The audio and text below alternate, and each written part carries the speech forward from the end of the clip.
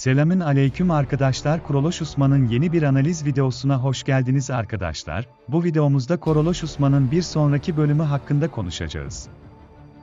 Yaşananlar hakkında.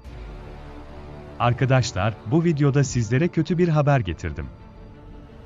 O yüzden bilmek için bu videoyu sonuna kadar izleyecek ve eğer bu kanalda yeniyseniz kanala abone olun ki gelecek tüm videolarımızın bildirimi ilk size gelsin. Kuruluş Osman'ı oynayan oyuncu diziden ayrılma kararı aldı.